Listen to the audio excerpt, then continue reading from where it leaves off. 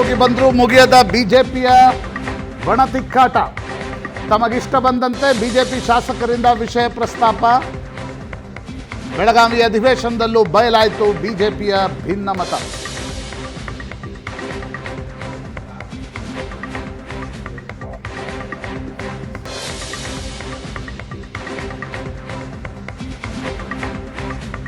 R Ashok ವಕ್ಫ್ ಅಂದ್ರೆ ಯತ್ನಾಳ್ ಪಂಚಮಸಾಲಿ ಅಸ್ತ್ರ.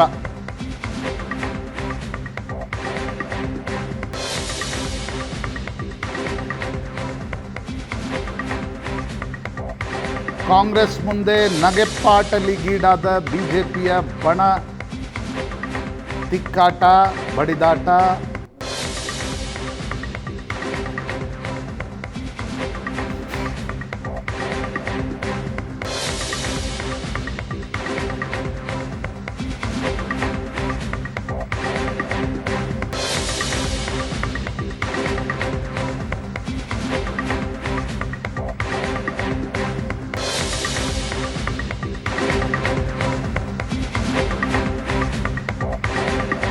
ವಕ್ಫ್ ಅಂದ್ರೆ ಯತ್ನಾಳ್ ಪಂಚಮಸಾಲಿ ಅಂತಾರೆ.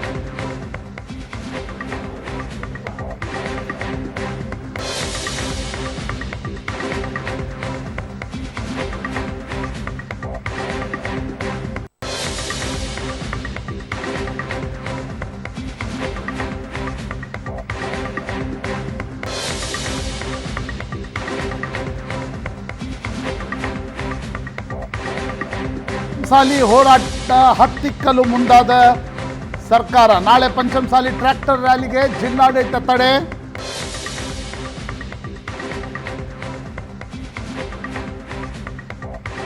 ಪಂಚಮಸಾಲಿ ಹೋರಾಟ ರಾಜ್ಯ ಸರ್ಕಾರಕ್ಕೆ ಹೊಸ ತಲೆನೋವು. ರಾಜ್ಯ ಸರ್ಕಾರದ ಪ್ರತಿಬಂಧಕ ಕ್ರಮಗಳಿಗೆ ಸಿಡಿದೆದ್ದ ಕೂಡಲ ಸಂಗಮ ಶ್ರೀಗಳು.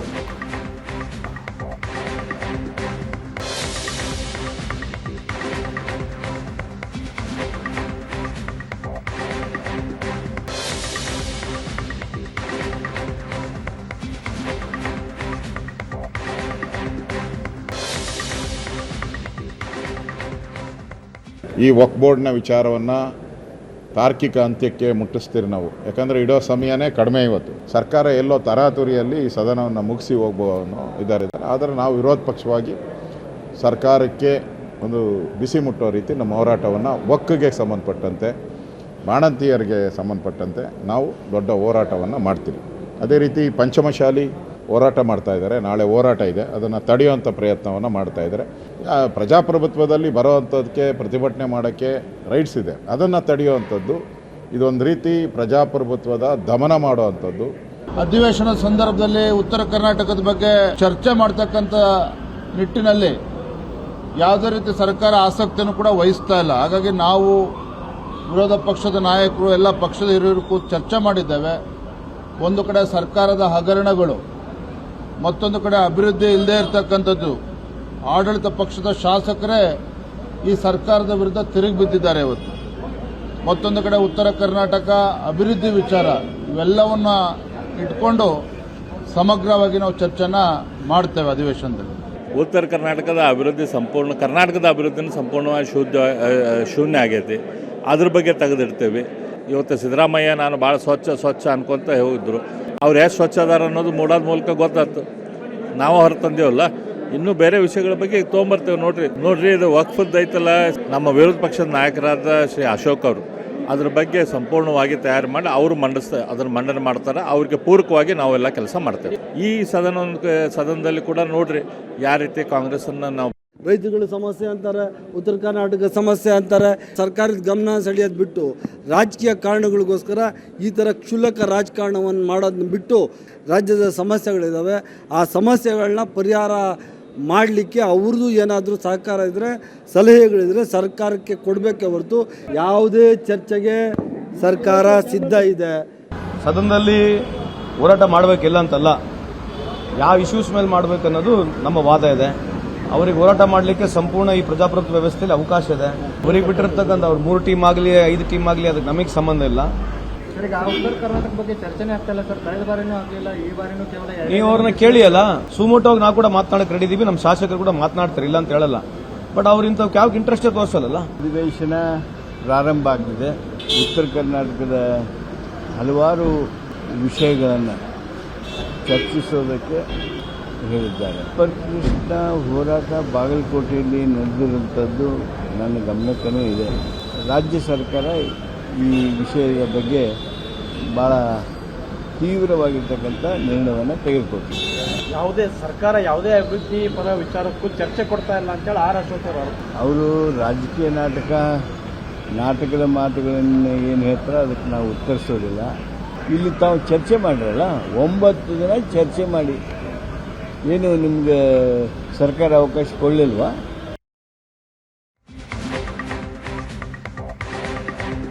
ಇದೇ ವಿಷಯದ ಬಗ್ಗೆ ಇವತ್ತು ಮಾತಾಡ್ತೀವಿ. ಹಲವು ಜನ ಗಣ್ಯರು ನಮ್ಮ ಜೊತೆಗಿರ್ತಾರೆ. ನನ್ನ ಕೊಲೀಗ್ ಪ್ರಶಾಂತ್ ನಾಥ್ ಇದ್ದಾರೆ. ಪ್ರಶಾಂತ್, ಕಾರ್ಯಕ್ರಮಕ್ಕೆ ಸ್ವಾಗತ. ಅಶ್ವಿನ್ ಗೌಡ ಅವರು JDSನಿಂದ, ರಮೇಶ್ ಬಾಬು ಅವರು ಕಾಂಗ್ರೆಸ್ನಿಂದ, ಮೋಹನ್ ವಿಶ್ವ ಅವರು BJPಯಿಂದ ಇದ್ದಾರೆ. 3 ಜನರು ಕಾರ್ಯಕ್ರಮಕ್ಕೆ ಸ್ವಾಗತ. ಪ್ರಶಾಂತಿಂದಾನೆ ಚರ್ಚೆ ಶುರು ಮಾಡ್ತಾ ಇದ್ದೀನಿ. ಪ್ರಶಾಂತ್, ಬೆಳಗಾವಿ ಅಧಿವೇಶನ ಸುಮ್ಮನೆ ಅಂದರೆ ಒಂದು ರೀತಿ ನಥಿಂಗ್, ಇಲ್ಲಿ ಮಾಡೋದ್ರ ಬದಲು ಅಲ್ಲಿ ಮಾಡ್ತಾ ಇರೋಂಗೆ ಅನ್ನಿಸ್ತಾ ಇಲ್ವಾ? ವಿಷಯಗಳದೇ ಚರ್ಚೆ ಆಗೋದು, ಗಲಾಟೆಗಳದೇ ನಡೆಯೋದು. ಪ್ರತಿಭಟನೆ ಮಾಡೋರಿಗೆ ಆ ಕಡೆ ಪ್ರತಿಭಟನೆ ಮಾಡೋರು ಅಲ್ಲಿ ಹೋಗಿ ಹತ್ತಿರ ಆಗತ್ತೆ ಪ್ರತಿಭಟನೆ ಮಾಡ್ಬೋದು ಅನ್ನೋದು ಬಿಟ್ಟರೆ. ಅಜಿತ್ ನೋಡಿ, ಮಹಾರಾಷ್ಟ್ರದಲ್ಲಿ ನಾಗ್ಪುರದಲ್ಲಿ ಚಳಿಗಾಲದ ಅಧಿವೇಶನ ನಡೆಯುತ್ತೆ. ಅದು ವಿದರ್ಭ ಭಾಗದ ಸಮಸ್ಯೆಗಳ ಚರ್ಚೆಗೆ ಅಂತ. ಓಕೆ, ಅದು ನಿಧಾನವಾಗಿ ಕರ್ನಾಟಕದಲ್ಲೂ ಕೂಡ, ಉತ್ತರ ಕರ್ನಾಟಕದಲ್ಲಿ ವಿಷಯಗಳ ಚರ್ಚೆ ಆಗಲಿ ಅಂತ ಬೆಳಗಾವದಲ್ಲಿ ಸುವರ್ಣಸೌಧದ ನಿರ್ಮಾಣ, ಅಲ್ಲಿ ಇಷ್ಟೊಂದು ಕೋಟ್ಯಾಂತರ ರೂಪಾಯಿ ಖರ್ಚು ಮಾಡಿ ಅಲ್ಲಿ ತೆಗೆದುಕೊಂಡು ಅಧಿವೇಶನ ಹೋಗಿದ್ದೆ. ಕರ್ನಾಟಕದಲ್ಲಿ ಹಿಂದುಳಿದ ಭಾಗಗಳು ಅನಿಸ್ಕೊಳ್ತಕ್ಕಂಥ ಮುಂಬೈ ಕರ್ನಾಟಕ, ಹೈದರಾಬಾದ್ ಕರ್ನಾಟಕದ ವಿಷಯಗಳ ಚರ್ಚೆ ಆಗಲಿ, ಅದು ಫೋಕಸ್ ಆಗಲಿ. ಯಾಕಂದರೆ ಬೆಂಗಳೂರಿಗೆ ಬಂದಾಗ ಆ ವಿಷಯಗಳು ತುಂಬ ಫೋಕಸ್ ಆಗಲ್ಲ. ಒಂದೇ ನಿಮಿಷ ರೀ, BJP ಶಾಸಕ ಮಹೇಶ್ ತೆಂಗಿನಕಾಯಿ ಅವರು ಜಾಯ್ನ್ ಆಗಿದ್ದಾರೆ. ಶಾಸಕಾಂಗ ಪಕ್ಷ ಸಭೆ ಹೋಗಿ ತಡ ಆಗ್ತಿದೆ ಅಂತವ್ರಿಗೆ. ನಮಸ್ಕಾರ ಮಹೇಶ್ ತೆಂಗಿನಕಾಯಿ ಅವರೇ. ಸರ್ ನಮಸ್ತೆ. ಹುಬ್ಳಿಯಿಂದ 400 ಕಿಲೋಮೀಟ್ರ್ ಅಧಿವೇಶನದಲ್ಲಿ ಭಾಗವಹಿಸೋದಕ್ಕೆ ಬೆಂಗಳೂರಿಗೆ ಬರಬೇಕಾಗಿತ್ತು. 200 ಕಿಲೋಮೀಟ್ರ್ ಬೆಳಗಾವಿಗೆ ಹೋಗ್ತೀರಿ, ಅಷ್ಟೇನಾ ವ್ಯತ್ಯಾಸ? ಇಲ್ಲ, ನಿಜವಾಗ್ಲೂ ಕೂಡ ಈಗಲೇ ಅಧಿವೇಶನವನ್ನು ಪರಿಪೂರ್ಣವಾಗಿ ಮಾಡಬೇಕಂದ್ರೆ ಉತ್ತರ ಕರ್ನಾಟಕದಲ್ಲಿ, ವಿಶೇಷವಾಗಿ ಕಿತ್ತೂರು ಕರ್ನಾಟಕ ಆಗಲಿ ಅಥವಾ ಕಲ್ಯಾಣ ಕರ್ನಾಟಕ ಭಾಗ, ಮಧ್ಯ ಕರ್ನಾಟಕದ್ದು, ಇದರ ಬಗ್ಗೆ ಸಾಕಷ್ಟು ಚರ್ಚೆಗೆ ಅನುಕೂಲ ಮಾಡಿಕೊಟ್ರೆ ಈ ಬೆಳಗಾವದಲ್ಲಿ ನಡೆದಿರ್ತಕ್ಕಂಥ ಅಧಿವೇಶನಕ್ಕೆ ಒಂದು ಗೌರವ ತರ್ತಕ್ಕಂಥ ಕೆಲಸ ಆಗುತ್ತೆ. ಇಲ್ಲಾಂದ್ರೆ 10 11 ಅಧಿವೇಶನ ಆಯಿತು ಅನ್ನುವಂಥದ್ದು ಆಗಲಾರ್ದೇ ಇದಕ್ಕೆ ವಿಶೇಷ ಒಂದು ಒತ್ತನ್ನು ಕೊಡ್ತಕ್ಕಂಥ ಕೆಲಸವನ್ನು ಮಾನ್ಯ ಸಭಾಧ್ಯಕ್ಷರು ಮಾಡಬೇಕು ಅನ್ನೋಂಥ ವಿನಂತಿಯನ್ನು ಮಾಡ್ತೇನೆ. ಏನು ಈ ಸಲ ಉತ್ತರ ಕರ್ನಾಟಕ ಸ್ಪೆಸಿಫಿಕ್ ಏನು ಚರ್ಚೆ ಮಾಡ್ತೀರಿ? ನೋಡಿ, ಈಗಾಗಲೇ ಕಳೆದ ಅಧಿವೇಶನದಲ್ಲಿ ಕೂಡ ನಾವು ಅನೇಕ ವಿಷಯಗಳ ಬಗ್ಗೆ ಚರ್ಚೆ, ಫಾರ್ ಎಕ್ಸಾಂಪಲ್ ನಾನು ಒಂದು 2-3 ವಿಷಯಗಳನ್ನೇ ತೆಗೆದುಕೊಂಡಿದ್ವಿ. ಭಾಳ ದೊಡ್ಡ ವಿಷಯ ಅನ್ನುವಂಥದ್ದಿದ್ದಿಲ್ಲ. ಈ ಗಂಗೂಬಾಯಿ ಹಾನ್ಗಲ್ ಅಂತಕ್ಕಂಥ ಏನು ವಿಶ್ವವಿದ್ಯಾಲಯ ಹುಬ್ಳಿಯಲ್ಲಿ ಇತ್ತು, ಅಲ್ಲಿ ಕಲಿತಕ್ಕಂಥ ಒಂದು ನಮ್ಮ ಸಂಗೀತ ವಿದ್ಯಾಲಯದಲ್ಲಿ ಅದನ್ನು ಕನ್ನಡ ಮತ್ತು ಸಂಸ್ಕೃತಿ ಇಲಾಖೆಗೆ ಹಸ್ತಾಂತರಿಸಬೇಕಂತ ಹೇಳಿ 1 ವರ್ಷ ಆಯ್ತು ನಾನು ಹೇಳೋಕ್ಕಂತ. ಆದರೆ ಇನ್ನೂವರೆಗೂ ಕೂಡ ಈ ರೀತಿಯಾದಂಥ ಸಣ್ಣ ವಿಷಯ ಕೂಡ ಇವತ್ತು ಸರ್ಕಾರದ ಕಡೆಯಿಂದ ಸಾಲ್ವ್ ಮಾಡೋಕ್ಕಾಗಲಾರ್ದ ರೀತಿಯಲ್ಲಿ ಪರಿಸ್ಥಿತಿಯಲ್ಲಿದೆ. ಟೂರಿಸಮ್ ಡೆವಲಪ್ಮೆಂಟ್ ಮಾಡಬೇಕನ್ನುವಂಥದ್ದನ್ನು ಹೇಳಿದ್ವಿ. ಒಂದು ಅಕ್ಷರ, ಒಂದು ಶಬ್ದ ಸತ್ಯಕ್ಕೆ ಮುಂದೆ ಹೋಗಲಾರ ರೀತಿಯಲ್ಲಿ ಇವತ್ತು ನಡೀತಾ ಇದೆ. ವಿಶೇಷವಾಗಿ ನಮ್ಗೆ ಇವತ್ತು ಕೈಗಾರಿಕೆಗೆ ಒತ್ತು ಕೊಡಬೇಕು ಅನ್ನೋಂಥ ದೃಷ್ಟಿಯಿಂದ ಇಟ್ಕೊಂಡು ಇಂಡಸ್ಟ್ರಿಯಲ್ ಎಸ್ಟೇಟ್ನಲ್ಲಿ ಕಳೆದ ನಮ್ಮ ಭಾರತೀಯ ಜನತಾ ಪಾರ್ಟಿ ಸರ್ಕಾರ ಇದ್ದಂಥ ಸಂದರ್ಭದಲ್ಲಿ 98 ಲಕ್ಷ ರೂಪಾಯಿ ಎಕರೆ ಜಮೀನನ್ನು ಕೊಟ್ಟು ನಾವು ಮಾಡುವಂಥದ್ದು ಆಗಿತ್ತು ಅವತ್ತು. ಆದರೆ ಸರ್ಕಾರ ಬದಲಾವಣೆ ಆದಂಥ ಸಂದರ್ಭದಲ್ಲಿ, ನೀತಿಗಳ ಬದಲಾವಣೆ ಆದಂಥ ಸಂದರ್ಭದಲ್ಲಿ ಅದನ್ನು 1,38,00,000 ತೆಗೆದುಕೊಂಡು ಹೋಗೋ ಮುಖಾಂತರ ಇವತ್ತು ಇಂಡಸ್ಟ್ರಿಯಲಿಸ್ಟ್ಗಳು ಯಾರೂ ಬರಲಾರ್ದಂಥ ಪರಿಸ್ಥಿತಿಗೆ ಇವತ್ತು ಬಂದು ನಿಲ್ಕಿದೆ. ಈ ರೀತಿ ಸಮಗ್ರವಾಗಿರ್ತಕ್ಕಂಥ ಅಧ್ಯಯನದ ಬಗ್ಗೆ, ಆಮೇಲೆ ನಾವು IT ಹಬ್ ಅನ್ನುವಂಥದ್ದನ್ನು ಕೇವಲ ಬೆಂಗಳೂರಿಗೆ ಮಾತ್ರ ಸೀಮಿತ ಆಗಲಾರ್ದೇ ಇವತ್ತು ಕರ್ನಾಟಕದಲ್ಲಿ ಉಳಿದ ಎಲ್ಲ ಸೆಕೆಂಡ್ ಟೈರ್, 2 ಟೈರ್ ಸಿಟಿ ಅಂತ ಏನೈತೆ ಅವಕ್ಕೆಲ್ಲಕ್ಕೂ ಪ್ರಾಮುಖ್ಯತೆ ಕೊಡ್ತಕ್ಕಂಥ ಕೆಲಸವನ್ನು ಇವತ್ತು ಮಾಡಬೇಕಾಗಿದೆ. ಈ ರೀತಿ ಹಲವಾರು ವಿಷಯಗಳು, ನೀರಾವರಿ ವಿಷಯಗಳಿಂದ ಹಿಡ್ಕೊಂಡು ಎಲ್ಲ ವಿಷಯಗಳ ಬಗ್ಗೆ ಸಮಗ್ರವಾಗಿ ಚರ್ಚೆ ಆಗಿದೆ. ಅಲ್ಲ, ಚರ್ಚೆ ಮಾಡೋಕ್ಕೆ ಎಲ್ಲಿ ನೀವು ಎತ್ತಿ ಏರಿಗೆ ಹೇಳಿದ್ರೆ ಕೋಣ ನೀರಿಗಿಳಿತು ಅನ್ನೋರಂಗಾಗಿದೆ ನಿಮ್ಮ ಪಕ್ಷದ ಪರಿಸ್ಥಿತಿ. ಇವತ್ತು ಒಂದು ಅರ್ಧ ಜನ ವಕ್ಫ್ ಬಗ್ಗೆ ಮಾತಾಡ್ತಾರೆ, ಇನ್ನೊಂದು ಅರ್ಧ ಜನ ಪಂಚಮಸಾಲಿ ಹೋರಾಟ ಅಂತಾರೆ.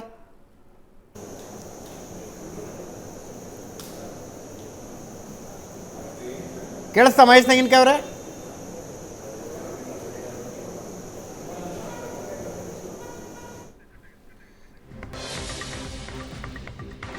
ಅದನ್ನೇ ಕೇಳೋಣ. ಮೋಹನ್ ವಿಶ್ವ ಅವರು ಇದ್ದಾರೆ. ನಿಜ ಅಲ್ವಾ ಮೋಹನ್ ವಿಶ್ವ ಅವರೇ?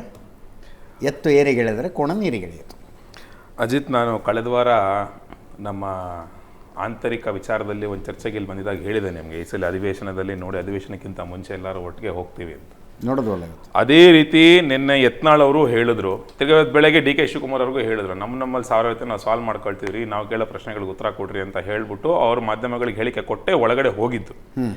ಅಲ್ಲಿ ವಿರೋಧ ಪಕ್ಷದ ನಾಯಕರಾದ ಆರ್ ಅಶೋಕ್ ನೇತೃತ್ವದಲ್ಲಿ ಒಕ್ನಿಟ್ಕೊಂಡೇ ಹೋರಾಟ ಮಾಡಬೇಕು ಅಂತ ಶುರುವಾಗಿದ್ದು. ಯಾವಾಗ ಈ ಕಾಂಗ್ರೆಸ್ ಪಕ್ಷ ಅದಕ್ಕೆ ಅವಕಾಶ ಕೊಡ್ಲೇ ಇಲ್ವೋ, ಕಳೆದ ಬಾರಿ ಮೂಡ ವಿಚಾರದಲ್ಲೂ ಹೀಗೆ ಮಾಡಿದ್ರು. ಪ್ರೀವಿಯಸ್ ಡೇ ಅದನ್ನ ಒಂದು ಸಿಂಗಲ್ ಮ್ಯಾನ್ ಜುಡಿಷಿಯಲ್ ಎಕ್ವೈರಿ ಕೊಟ್ಬಿಟ್ಟು ಅದು ಬರ್ದೇ ರಾಂಗ್ ಮಾಡಿದ್ರು.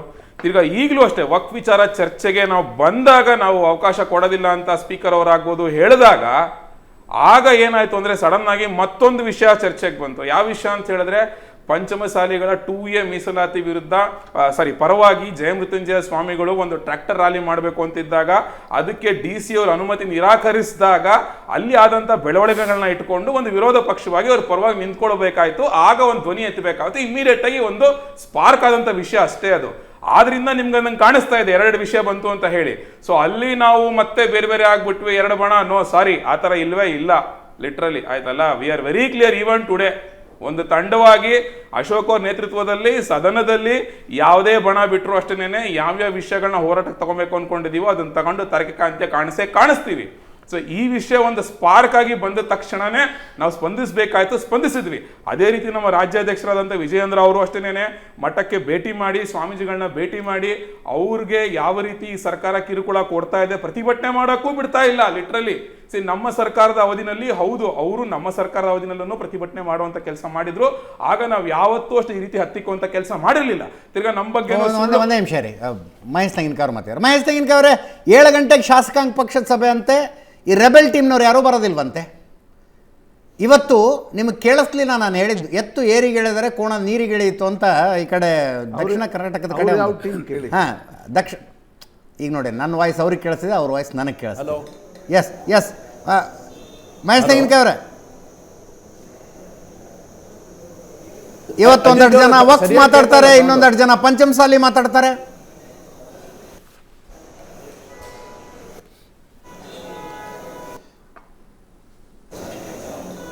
ಹಲೋ ಹಲೋ ಹಲೋ ಇಲ್ಲ, ವಾಯ್ಸ್ ಕೇಳಿಸ್ತಿಲ್ಲ ಬಿಡಿ, ಇದು ಆಗ್ತಿಲ್ಲ ಅದು.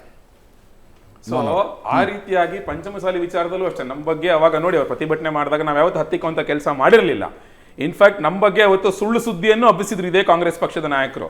ತಿರ್ಗಾ ಅವತ್ತು ಆ ಪ್ರತಿಭಟನೆಯ ನೇತೃತ್ವ ವಹಿಸ್ಕೊಂಡಿದ್ದಂಥ ಸ್ವಾಮೀಜಿಗಳ ಜೊತೆ ಕಾಣಿಸ್ಕೊಂಡವ್ರು ಇದೇ ಲಕ್ಷ್ಮೀ ಹೆಬ್ಬಾಳ್ಕರ್, ವಿಜಯಾನಂದ ಕಾಶಪ್ಪನವರು.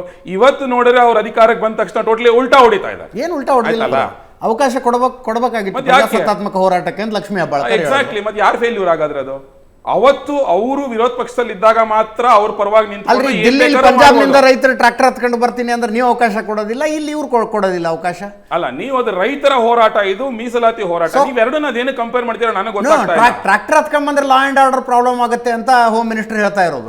ದಿಲ್ಲಿಲಾದ್ರೂ ಆಗೋದಿಲ್ಲ, ಇಲ್ಲಾದ್ರೂ ಆಗುತ್ತಾ? ಹಾಗಾದ್ರೆ ನಾವು ಅಧಿಕಾರದಲ್ಲಿ ಇದ್ದಾಗ ನಾವು ಪ್ರತಿಭಟನೆಗೆ ಅವಕಾಶ ಕೊಟ್ಟಿದ್ದಲ್ಲ, ನಾವು ಕಂಟ್ರೋಲ್ ಮಾಡಿಲ್ವಾ ಲಾ ಅಂಡ್ ಆರ್ಡರ್? ಯಡಿಯೂರಪ್ಪನವರು ಮುಖ್ಯಮಂತ್ರಿಗಳಾಗಿದ್ದಾಗ ಆಯ್ತು. ಕಾಂಗ್ರೆಸ್ನ ಡಬಲ್ ಸ್ಟ್ಯಾಂಡರ್ಡ್ ಇನ್ನೊಂದು ಹೇಳ. ಹಾಗಾದ್ರೆ ಕೇಂದ್ರದಲ್ಲಿ ಮಾತ್ರ ಯಾಕೆ ವಿರೋಧ ಪಕ್ಷದಲ್ಲಿ ಕೂತ್ಕೊಂಡು ಬೇಕಾಗಿರೋ ಇಂಪಾರ್ಟೆಂಟ್ ವಿಷಯನ ಬಿಟ್ಬಿಟ್ಟು ಇವ್ರು ಬೇರೆ ಯಾವ್ದೋ ವಿಷಯ ಅಂತ ಅಂದ್ಬಿಟ್ಟು ಚರ್ಚೆ ಮಾಡಬೇಕು ಅಂತ ತಗೊಳ್ತಾ ಇದ್ದಾರೆ? ಅಲ್ಲಿ ಮಾತ್ರ ಇವ್ರಿಗೆ ಬೇಕಾಗಿದ್ದು ತಗೊಬೋದು, ಇಲ್ಲಿ ಮಾತ್ರ ನಾವು ತಗೊಳ್ಳೋಂಗಿಲ್ಲ. ಇದು ಕಾಂಗ್ರೆಸ್ ಡಬಲ್ ಸ್ಟ್ಯಾಂಡರ್ಡ್ಸ್ ಅಲ್ವಾ?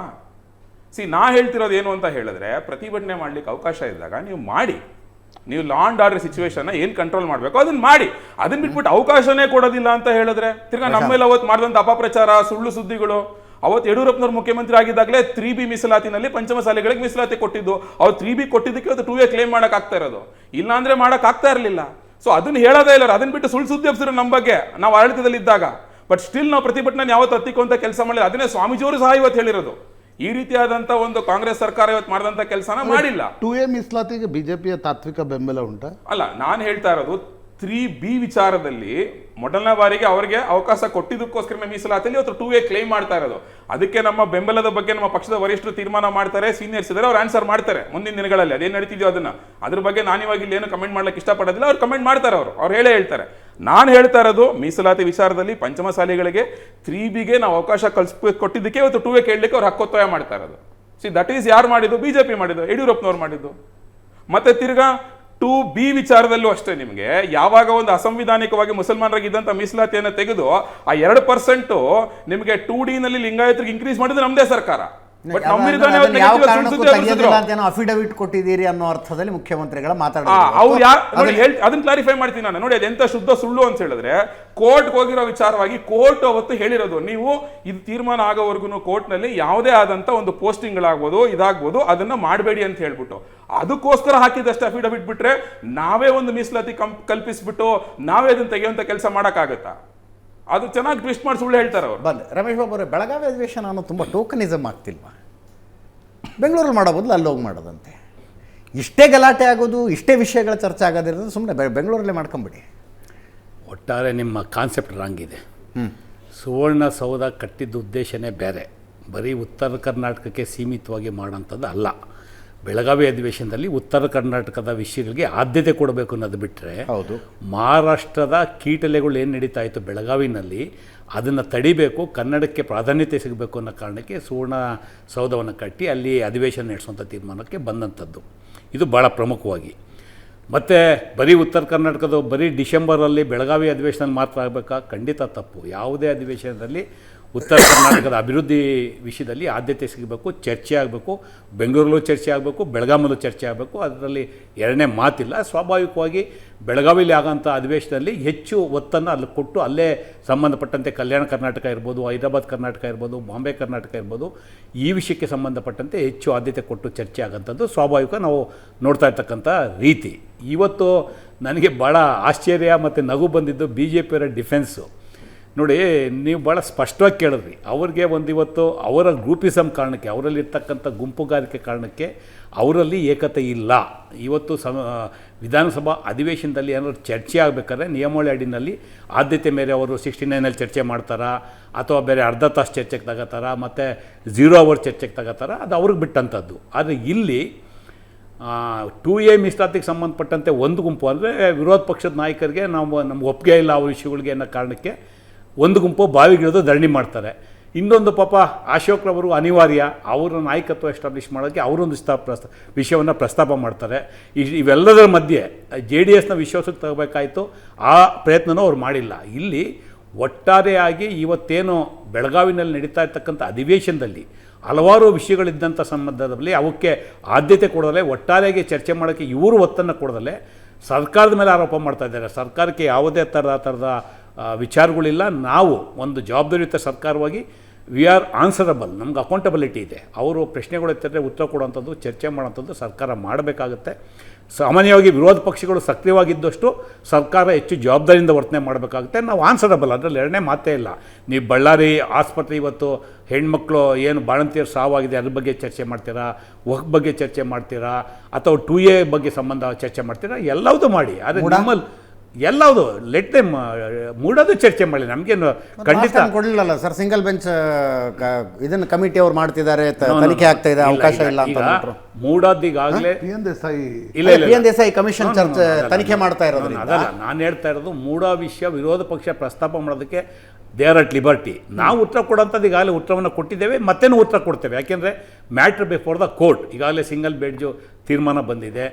CM ರವರು ರಿಟ್ ಅಪೀಲ್ ಹಾಕ್ಕೊಂಡು ಹೈಕೋರ್ಟ್ ಮುಂದೆ ಇದೆ, ಒಂದು ಕಡೆ ಲೋಕಾಯುಕ್ತದ್ದು ಎನ್ಕ್ವೈರಿ ನಡೀತಾ ಇದೆ. ಹಾಗಾಗಿ ಈಗ ಅದು ಚರ್ಚೆ ಆಗೋಂಥದ್ದು ಡಿವಿಯೇಷನ್ ಆಫ್ ದ ಮೆರಿಟ್ ಆಗ್ಬೋದು. ಹಾಗಾಗಿ ಸರ್ಕಾರ ಅದಕ್ಕೆ ಉತ್ತರ ಕೊಡಲ್ಲ ಅಂತಲ್ಲ.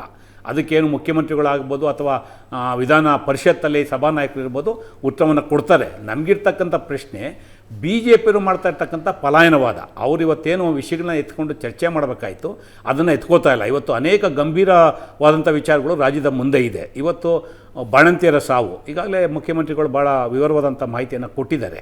ಅಲ್ಲಿ ಆಗಿರ್ತಕ್ಕಂಥದ್ದು ತಪ್ಪಿದೆ, ಅದು ಸರಿಪಡಿಸುವಂಥ ಪ್ರಯತ್ನ ಸರ್ಕಾರ ಮತ್ತು ವಿರೋಧ ಪಕ್ಷದ ಎರಡು ಕಡೆಯಿಂದ ಆಗಬೇಕು. ಅಟ್ ದ ಸೇಮ್ ಟೈಮ್ 2Aಗೆ ಸಂಬಂಧಪಟ್ಟಂತೆ ಮೀಸಲಾತಿಗೆ ಏನು ನನ್ನ ಸ್ನೇಹಿತರು ಹೇಳಿದ್ರು, ಒಂದಂತೂ ಒಪ್ಕೊಂಡ್ರು, ಅಫಿಡವಿಟ್ ಹಾಕಿದಾರು ಒಪ್ಕೊಂಡ್ರಿ ಅವರು. ಬೊಮ್ಮಾಯಿ ಸರ್ಕಾರದಲ್ಲಿ ಕೋರ್ಟ್ ಹೇಳಿದ್ದು ಏನು ಫರ್ದರ್ ಪೋಸ್ಟಿಂಗ್ಸ್ ಏನು ಮಾಡಬೇಡಿ ಅಂತ ಹೇಳ್ಬಿಟ್ಟು, ಅಲ್ಲ ನಾವೇ ಕೊಟ್ಬಿಟ್ಟು ಅದಂಗೆ ನಾವೇ ಇದು ಮಾಡ್ತೀವಿ. ಸುಪ್ರೀಂ ಕೋರ್ಟ್ ಹೇಳಿದ್ಮೇಲೆ ನೀವು ಒಪ್ಕೊಂಡಿರ್ತೀರಿ, ಸರಿ ಆಯ್ತು ಅಂದಿರ್ತೀರಿ. ಸುಪ್ರೀಂ ಕೋರ್ಟಲ್ಲಿ ಇವರೇ ಅಫಿಡವಿಟ್, ಬೊಮ್ಮಾಯಿರವರ BJP ಸರ್ಕಾರ ಪ್ರಮಾಣ ಪತ್ರವನ್ನು ಸಲ್ಲಿಕೆ ಮಾಡಿ ಏನು 4% ಮುಸಲ್ಮಾನ್ ಮೀಸಲಾತಿ ಏನಿತ್ತು ಅದನ್ನು ತೆಗೆಯುವಂಥ ನಿರ್ಧಾರದಿಂದ ಹಿಂದೆ ಸರಿದಂಥದ್ದು BJP ಸರ್ಕಾರ. ಅದನ್ನು ಹಂಚಿಕೆ ಮಾಡಿ ಅಜಯ್, ಮತ್ತೆ ಸುಳ್ಳು ಹೇಳೋದು ಬೇಡ ಅಜಯ್. ಫರ್ದರ್ ಅಲ್ಲ ನಾ ಹೇಳೋದು ಸುಳ್ಳು ಹೇಳಿದ್ರೆ ತಪ್ಪಾಗುತ್ತೆ. ಸುಳ್ಳು ಅಂತ ಹೇಳ್ರಿ ನೀವು, ಸುಳ್ಳು ಅಂತ ಹೇಳ್ರಿ ನಿಮ್ಮ ಟೈಮ್ ಬಂದಾಗ, ದಯವಿಟ್ಟು ಸುಳ್ಳು ಅಂತ ಹೇಳಿ ನೀವು ನಿಮ್ಮ ಟೈಮ್ ಬಂದಾಗ. ಇವತ್ತು ಮುಖ್ಯಮಂತ್ರಿಗಳು ಈ ವಿಷಯದಲ್ಲಿ ಬಹಳ ಸ್ಪಷ್ಟವಾಗಿ ವಿಧಾನಸಭೆ ಒಳಗಡೆ ಸ್ಟೇಟ್ಮೆಂಟ್ ಮಾಡಿದ್ದಾರೆ. ಅಫಿಡವಿಟಲ್ಲಿ ಏನಾಗಿದೆ ಮತ್ತು 2Aಗೆ ಸಂಬಂಧಪಟ್ಟಂತೆ ಕಾಂಗ್ರೆಸ್ ಪಕ್ಷದ ನಿಲುವೇನಿದೆ, ಸುಪ್ರೀಂ ಕೋರ್ಟ್ ತೀರ್ಮಾನ ಬಂದ ಮೇಲೆ ನಾವೇನು ನಿರ್ಧಾರ ತಗೋಬೇಕಾಗುತ್ತೆ, ಇಷ್ಟನ್ನು ಸಹ ಅವರು ವಿಧಾನಸಭೆ ಅಧಿವೇಶನದ ಮುಂದೆ ಇಟ್ಟಿದ್ದಾರೆ. ಅದು ಚರ್ಚೆ ಆಗೋಂಥ ವಿಷಯ. ಅದು ಒಂದು ಕಡೆ. ಇಲ್ಲಿ ಬೆಳಗಾವಿನಲ್ಲಿ BJP ಸರ್ಕಾರ ಇರಲಿ, ಕಾಂಗ್ರೆಸ್ ಸರ್ಕಾರ ಇರಲಿ, ಮತ್ತೊಂದು ಸರ್ಕಾರ ಇರಲಿ, ಅದಕ್ಕೆ ಪ್ರತಿಭಟನೆ ಮಾಡೋರಿಗೆ ಕರ್ನಾಟಕದ ಬೆಂಗಳೂರಲ್ಲಿ ಹೆಂಗೆ ನಾವು ಫ್ರೀಡಮ್ ಪಾರ್ಕಲ್ಲಿ ಅವಕಾಶವನ್ನು ಕೊಟ್ಟಿದ್ದೇವೆ, ಅದೇ ರೀತಿ ಅಲ್ಲಿ ಕೆಲವು ಪ್ರದೇಶವನ್ನು ಅವ್ರಿಗೆ ಮೀಸಲಿಟ್ಟಿದ್ದಾರೆ. ಶಿಕ್ಷಕರ ವಿಚಾರ ಇರ್ಬೋದು, ರೈತ ಸಂಘದ ವಿಚಾರ ಇರ್ಬೋದು, ಅಥವಾ ಮೀಸಲಾತಿ ವಿಚಾರ ಇರ್ಬೋದು, ಯಾವುದೇ ಸಂಘಟನೆ. ನಾಳೆ ಕ್ರೂಸರ್ ಟ್ರ್ಯಾಕ್ಟರ್ ಎರಡೂ ಬೆಳಗಾವಿನ ಎಂಟರ್ ಮಾಡಂಗಿಲ್ಲಂತೆ. ಜಿಲ್ಲಾಡಳಿತ ತಗೊಂಡಿರ್ತಕ್ಕಂಥ ತೀರ್ಮಾನ. ನಾಟ್ ಓನ್ಲಿ ಕಾಂಗ್ರೆಸ್ ಗೌರ್ಮೆಂಟ್, ಹಿಂದೆ BJP ಸರ್ಕಾರಗಳು ಇದೇ ತೀರ್ಮಾನ ತಗೊಂಡಿದ್ದಾವೆ. ನೀವು ರೈತರು ಹೋರಾಟ ಮಾಡಬೇಕಾದ್ರೆ, ಮತ್ತೊಂದು ಹೋರಾಟ ಮಾಡಬೇಕಾದ್ರೆ ಇದೇ ಯಡಿಯೂರಪ್ಪನವ್ರ ಸರ್ಕಾರ ಇರ್ಬೋದು, ಇದೇ ಬೊಮ್ಮಾಯಿರವ್ರ ಸರ್ಕಾರ ಇರ್ಬೋದು, ಇದೇ ತೀರ್ಮಾನ ತಗೊಂಡಿದ್ದಾರೆ. ಅದು ಅಲ್ಲಿಗೆ ಮತ್ತೆ ಈ ವಾಕ್ ಸ್ವಾತಂತ್ರ್ಯ, ಅಭಿವ್ಯಕ್ತಿ ಸ್ವಾತಂತ್ರ್ಯ, ಅವರು ವಿರೋಧಿಗಳು, ನೀವು ವಿರೋಧಿಗಳು ಅಂತ. ಅದಲ್ಲ. ಇವತ್ತು ನೀವು ಇಲ್ಲ, ಐ ಆಮ್ ಸಾರಿ, ನೀವು ಅದು ತಪ್ಪು ಇಂಟರ್ಪ್ರಿಟೇಷನ್ ಆಗ್ತಾ ಇದೆ. ಬೆಂಗಳೂರಲ್ಲಿ ಈಗ ಫ್ರೀಡಮ್ ಪಾರ್ಕ್ ಬಿಟ್ಟರೆ ಬೇರೆ ಕಡೆ ನೀವು ಪ್ರತಿಭಟನೆ ಮಾಡೋಂಗಿಲ್ಲ. ಯಾರು ತೀರ್ಮಾನ ತಗೊಂಡಿರೋದು? ಸರ್ಕಾರ ಅಲ್ಲ, ಅದು ಕರ್ನಾಟಕದ ಹೈಕೋರ್ಟು ಒಂದು ರಿಟ್ ಪಿಟಿಷನ್ ಸಂಬಂಧಪಟ್ಟಂತೆ ಕೊಟ್ಟಿರ್ತಕ್ಕಂಥ ಆದೇಶ. ಬೆಳಗಾವಿಲಿ ಬೆಳಗಾವಿಲಿ ಅಲ್ಲಿ ಜಿಲ್ಲಾಡಳಿತ ತಗೊಂಡಿರ್ತಕ್ಕಂಥ ಆದೇಶ. ನೀವು ವಾಕ್ ಸ್ವಾತಂತ್ರ್ಯ ಅನ್ನೋ ಪದ ಬಳಸಿದ್ರಿಂದ ಹೇಳ್ತಾ ಇದ್ದೀನಿ. ಸಾರ್ವಜನಿಕರಿಗೆ ತೊಂದರೆ ಆಗಬಾರ್ದು ಅಂತ ಅಂದ್ಬಿಟ್ಟು ಜಿಲ್ಲಾಡಳಿತಗಳು ತೀರ್ಮಾನ ತಗೊಂಡಿರ್ತಕ್ಕಂಥ ವಿಚಾರ ಬೆಳಗಾವಿನಲ್ಲಿ. ಬೆಂಗಳೂರಿನಲ್ಲಿ based on high court judgment, high court ಡೈರೆಕ್ಷನ್ಗೆ ಅನುಗುಣವಾಗಿ ತಗೊಂಡಿರ್ತಕ್ಕಂಥ ತೀರ್ಮಾನ. ಸೊ ಹಾಗಾಗಿ ಅದಕ್ಕೆ ಅನುಗುಣವಾಗಿ ತಗೊಂಡಿದ್ದಾರೆ. ಅದನ್ನಿರಲಿ, ಚರ್ಚೆ ಆಗಲಿ. ಈಗ ಅಧಿವೇಶನ ನಡೀತಾ ಇದೆ. They are at liberty. Raise ಮಾಡಿ, ನೀವು ಇದ್ದೀರಲ್ಲ ವಿರೋಧ ಪಕ್ಷದ, ನೀವೆಲ್ಲ ಒಟ್ಟಿಗೆ, ನೀವು ವಿರೋಧ ಪಕ್ಷದ ನಾಯಕರು ಅಶೋಕ್ ರವರು, ಯತ್ನಾಳ್ ಅವರು ಕೂತ್ಕೊಂಡು ಹೊಂದಾಣಿಕೆ ಮಾಡ್ಕೊಂಡು ನೀವು 2A ಬಗ್ಗೆ, ಪಂಚಮಶಾಲಿ ಬಗ್ಗೆ ಚರ್ಚೆ ಮಾಡ್ತೀರಾ. ಫಸ್ಟ್ ನಿಮ್ಮ ನಿಲುವು ಸ್ಪಷ್ಟಪಡಿಸಿ. 2A ಪರ ಇದ್ದೀರಾ ಇಲ್ವಾ ಅಂತೇಳಿ. ಇವತ್ತಿನವರೆಗೂ ನೀವು ಅದನ್ನು ನಿಲುವೇ ಸ್ಪಷ್ಟಪಡಿಸಿಲ್ಲ. ಅದನ್ನು ಚರ್ಚೆ ಮಾಡಿ. ಒಂದ್ ಕಡೆ ವಕ್ಫ್ ಬಗ್ಗೆ ವಿರೋಧ ಪಕ್ಷದ ನಾಯಕರು ಹೇಳ್ತಾರೆ, ಇನ್ನೊಂದು ನಾಯಕರು ಹೋಗ್ಬಿಟ್ಟು ಬಾವಿಗಿಳಿತಾರೆ. ಸರ್, ಕಾಂಗ್ರೆಸ್ 2A ಪರ ಉಂಟಾ? ನೋ. ಕಾಂಗ್ರೆಸ್ ಮುಖ್ಯಮಂತ್ರಿಗಳು ಬಹಳ ಸ್ಪಷ್ಟಪಡಿಸಿದ್ದಾರೆ. ಸುಪ್ರೀಂ ಕೋರ್ಟಲ್ಲಿ ಈ ಅಫಿಡವಿಟ್ಗೆ ಅನುಗುಣವಾಗಿ ಏನು ತೀರ್ಮಾನ ತಗೊಳ್ತು ಅದಕ್ಕೆ ನಾವು ಬದ್ರಿದ್ದೀವಿ. ಮತ್ತು ಇನ್ನೊಂದು ವಿಷಯನೂ ಪ್ರಸ್ತಾಪ ಮಾಡಿದ್ದಾರೆ. ಈಗ 2A ಫಾರ್ ಎಕ್ಸಾಂಪಲ್, ನಾನೀಗ ಅದು ತೀರ್ಮಾನ ಬರ್ತಾರೆ ಅಂತ ಹೇಳ್ತಾ ಇಲ್ಲ, ಚರ್ಚೆಗೆ ಪೂರಕವಾಗಿ ಹೇಳ್ತಾ ಇದ್ದೀನಿ. 2A ಕೊಡಬೇಕು ಅಂತ ಇಟ್ಕೊಳ್ಳಿ. ಕರ್ನಾಟಕದಲ್ಲಿ ಈಗಿರ್ತಕ್ಕಂಥ ceiling reservation percentage has to be extended. ಈಗ 50% ಇರೋದು 75% ಆಗಬೇಕು. ಚರ್ಚೆ ಆಗಲಿ. ಅಧಿವೇಶನ ಕರೆದಿರೋದು ಅದಕ್ಕಲ್ವಾ? ಈಗ ಅವ್ರು ಪಂಚಮಶಾಲಿಗೆ ಕೊಡ್ತಿರೋ, ಇನ್ನೊಬ್ಬರಿಗೆ ಕೊಡ್ತಿರೋ, 2B ಕೊಡ್ತಿರೋ, 2A ಕೊಡ್ತಿರೋ, ST ಕೊಡ್ತಿರೋ, ಮತ್ತೊಂದು ಕೊಡ್ತಿರೋ, ಡಿಬೇಟ್ ಆಗಲಿ. ಅಲ್ಲಿ ಆ ಸೀಲಿಂಗ್ ಲಿಮಿಟ್ ಎಕ್ಸ್ಟೆಂಡ್ ಆಗಬೇಕಲ್ಲ. ನೀವು ಈಗ 2A ಪಂಚಮಶಾಲಿಗೆ ಸರ್ಕಾರ ಡಿಸಿಷನ್ ತಗೊಂತು ಅಂತ ಇಟ್ಕೊಳ್ಳಿ, ಈಗ 50% ಯಾರು ಕಿತ್ತಾಕ್ತೀರಾ? So it has to be extended. 50% ಇರೋದು 75% ಆಗಬೇಕು. ಅದಕ್ಕೆ ಕಂಕ್ಲೂಡಿಗೆ ಬನ್ನಿ. ಮತ್ತೆ ಇನ್ನೊಂದು ಬಹಳ ಪ್ರಮುಖವಾಗಿ, ಲಕ್ಷ್ಮೀ ಹೆಬ್ಬಾಳ್ಕರ್, ವಿಜಯಾನಂದ ಕಾಶ್ಯಪ್ನವರು, ವಿನಯ್ ಕುಲಕರ್ಣಿ ವಿರೋಧ ಪಕ್ಷದಲ್ಲಿದ್ದಾಗ ಈ ವಿಷಯ ಮಾತಾಡ್ತಿರ್ಲಿಲ್ಲ. 2A ಆಗಲೇಬೇಕು ಅಂತಕ್ಕಂಥದ್ದು ಹೇಳ್ತಿದ್ರು. ಪಾರ್ಟಿ ಸ್ಟ್ಯಾಂಡ್ ಅನ್ನುವ ರೀತಿಯಲ್ಲಿ ಬಹಳ ಗಟ್ಟಿಯಾಗಿ ಒತ್ತತ್ತು ಹೇಳ್ತಿದ್ರು. ಸರ್ಕಾರ ಬಂದ ತಕ್ಷಣ ಇಲ್ಲ ನಾವು ಆಗ ಎಕ್ಸ್ಟೆಂಡ್ ಆಗಬೇಕಿತ್ತಲ್ಲ. ಈಗ BJP ಸರ್ಕಾರ ಮೇಡಮ್ ಅವರಾಗಲಿ, ವಿನಯ್ ಕುಲಕರ್ಣಿ ಅವರಾಗಲಿ, ಕಾಶ್ಯಪ್ಪನವರಾಗಲಿ, ಅವರ ಸ್ಟ್ಯಾಂಡ್ಗೆ ಈಗಲೂ ಅವ್ರು ಬದ್ಧರಿದ್ದಾರೆ. They have not come back from their stand. ಅವರ ನಿಲುವು ಇವತ್ತು ಅವ್ರು ಬದ್ಧರಾಗಿದ್ದಾರೆ. ಟೆಕ್ನಿಕಲಿ ಇದನ್ನ ಏನು ಮಾಡಬೇಕು ಅಂತೇಳಿ ಚರ್ಚೆ ಆಗಬೇಕು. ಖಂಡಿತ ಕಾಂಗ್ರೆಸ್ ಪಕ್ಷನ ಅದು ಪೂರ್ಣವಾಗಿದೆ. ಸರ್, BJP ಸರ್ಕಾರ ಇದ್ದಾಗಲೂ ಕೂಡ ಸೀಲಿಂಗ್ 50% ಇತ್ತೇ ಇಲ್ಲ. 50+10 ಎಕನಾಮಿಕ್ ಬಿಟ್ರೆ ಬೇರೆ BJP ಸರ್ಕಾರ ಇದ್ದಾಗ ಸುಪ್ರೀಂ ಕೋರ್ಟ್ ಅದಕ್ಕೆ ಅನುಮತಿ ಕೊಡಬೇಕು. ಆಗ ಹೋರಾಟ ಮಾಡುವಾಗ ನಾತು ಸರ್, ಒಂದ್ ನಿಮಿಷ. BJP ಸರ್ಕಾರ ಇದ್ದಾಗ they come to the conclusion 4% ಮುಸಲ್ಮಾನ್ ರಿಸರ್ವೇಷನ್ ತೆಗೆದುಬಿಟ್ಟು ಇವ್ರಿಗೆ ಎಕ್ಸ್ಟೆಂಡ್ ಮಾಡಿ Vokkaliga sub caste, Lingayat and Lingayat sub ಕ್ಯಾಸ್ಟ್ಗೆ 2% ಹೆಚ್ಚುವರಿ ಮಾಡ್ತೀವಿ ಅಂತೇಳಿ ಇವ್ರಿಗೊಂದು ಕ್ಯಾಟಗರಿ ಸೃಷ್ಟಿ ಮಾಡೋರು. ಕರೆಕ್ಟ್. ನೀವೇನು ಹೇಳಿದ್ರಿ? 4% ಈಗ ನೋಡಿ, 4% ಮುಸಲ್ಮಾನರನ್ನು ತೆಗಿಬಾರ್ದು ಅನ್ನೋದು ಕಾಂಗ್ರೆಸ್ನ ಸ್ಟ್ಯಾಂಡ್ ಇರುತ್ತೆ, ತಾತ್ವಿಕ ಸ್ಟ್ಯಾಂಡ್. ನನಗೆ ಅದ್ರ ಬಗ್ಗೆ ಅಭ್ಯಂತರ ಇಲ್ಲ. BJP ತೆಗಿಬೇಕಂತಿರುತ್ತೆ. ಆದರೆ ಪಂಚಮಸಾಲಿಗಳನ್ನು 2Aಗೆ ಸೇರಿಸಬೇಕು ಅಂತಕ್ಕಂಥದ್ದೇನು ಕಾಂಗ್ರೆಸ್ ನಾಯಕರು ಪದೇ ಪದೇ ಗಟ್ಟಿಯಾಗಿ ವಿರೋಧ ಪಕ್ಷದಲ್ಲಿದ್ದಾಗ ಹೇಳ್ತಿದ್ರು. ಆಗ ನಿಮ್ಗೆ 50% ಬಗ್ಗೆ, ಸೀಲಿಂಗ್ ಬಗ್ಗೆ ಗೊತ್ತಿತ್ತಲ್ಲ. ಉತ್ತರ ಕೊಡಲ ನಾನು? Please sir. ಅದಕ್ಕೆ 4% ಮುಸ್ಲಿಮಾನ್ಗೆ ತೆಗಬೇಕಂತ ಕಾಂಗ್ರೆಸ್ ಡಿಸಿಷನ್ ಅಲ್ಲ. ಏನು ಒಂದು ನಿಮಿಷ ಇವತ್ತು ಹೇಳ್ತಿರ್ತಕ್ಕಂಥದ್ದು, ಹಿಂದೆ ವೀರಪ್ಪ ಮೊಯ್ಲಿ ಅವ್ರ ಸರ್ಕಾರ ಇದ್ದಾಗ ವೀರಪ್ಪ ಮೊಯ್ಲಿ ಅವರು ಕೊಟ್ಟಿದ್ದು. ಇವತ್ತು ಏನು BJP ಸರ್ಕಾರ ಡಿಸಿಷನ್ ತಗೊಂಡ್ರು ಅದ್ರ ಮೇಲೆ ಸುಪ್ರೀಂ ಕೋರ್ಟ್ಗೆ ಹೋಗಿರ್ತಕ್ಕಂಥದ್ದು ಅವರು ಮುಸ್ಲಿಂ ಕಮ್ಯುನಿಟಿ. ಸುಪ್ರೀಂ ಕೋರ್ಟ್ ಡೋರ್ನ ನಾಕ್ ಮಾಡಿರ್ತಕ್ಕಂಥದ್ದು ಅವರು. ಅಟ್ ದ ಸೇಮ್ ಟೈಮ್ ಮುಗಿಸ್ತೀನಿ. At the same time C category D category ಯಾರು ಸೃಷ್ಟಿ ಮಾಡಿದ್ದು? ಇದನ್ನ ಕಿತ್ತು ಅವ್ರಿಗೆ ತಾನೇ ಕೊಟ್ಟಿದ್ದು. ನಾವು 2 ಇಂದ ಹಿಂದೆ ಹೋಗೇ ಇಲ್ಲ.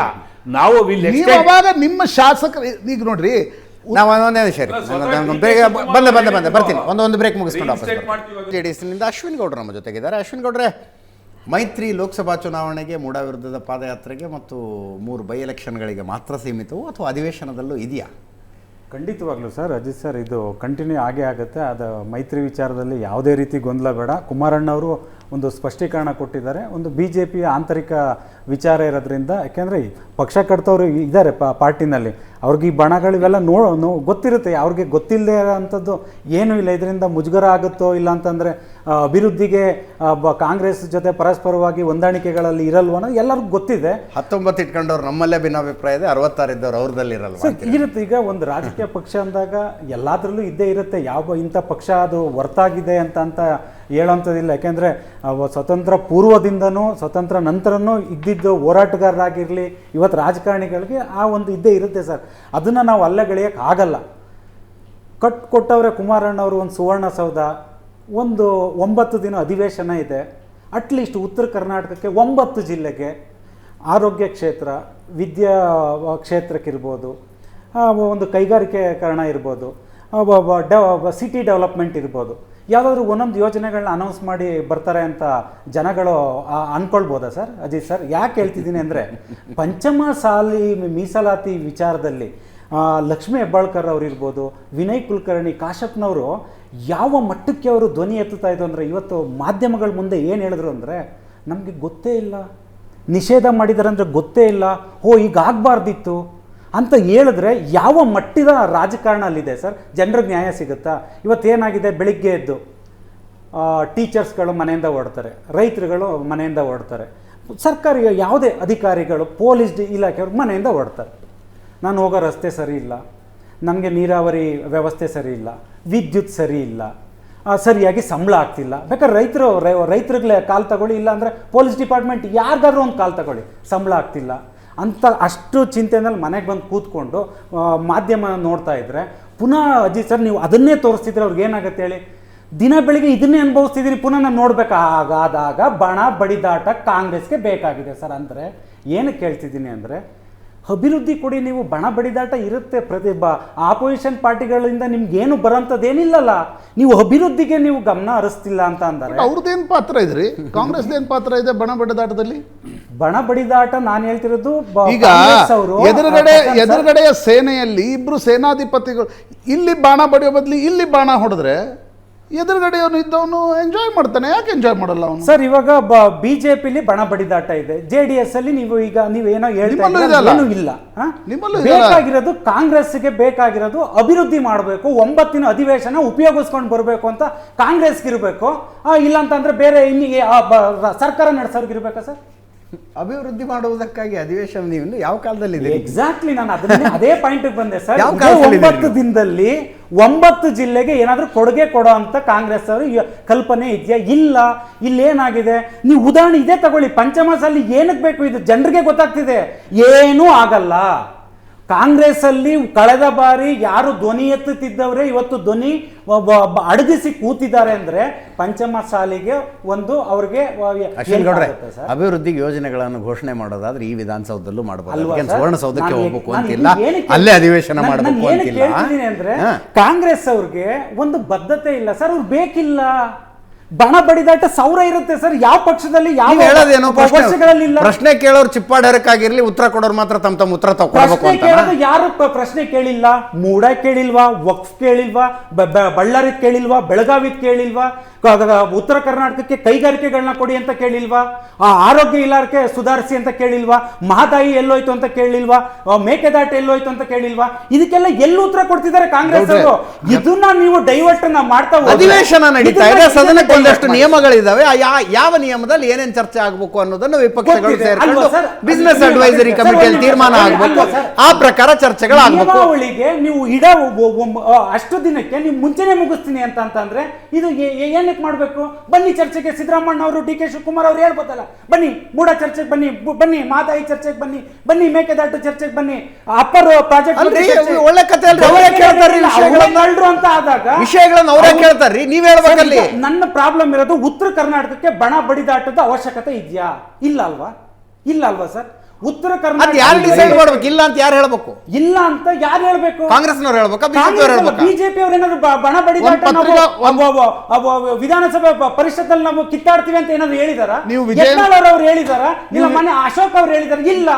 ಬೇಕಾಗಿರೋದು ಉತ್ತರ ಕರ್ನಾಟಕಕ್ಕೆ ಕಟ್ಟಿಸ್ಕೊಟ್ಟಂತ ಕುಮಾರಣ್ಣ ಅವರು ಸುವರ್ಣಸೌಧದಲ್ಲಿ ಕೂತು ನೀವು ಉತ್ತಮವಾದಂತ ಯೋಜನೆಗಳು ಕೊಟ್ಟು ಕಾಂಗ್ರೆಸ್ ಅವರು ಇವತ್ತು ಜೆಡಿಎಸ್ ಬಿಜೆಪಿ ಅವ್ರ ಮೇಲೆ ಅವಶ್ಯಕತೆ ಇಲ್ಲ. ಸರ್ ನಂದು ಒಂದೇ ಒಂದು ಪ್ರಶ್ನೆ ಸರ್, ಅಜಯ್ ಸರ್ ನಿಮ್ಗೆ ಕೇಳ್ಬಿಡ್ತೀನಿ. ವಿಪಕ್ಷ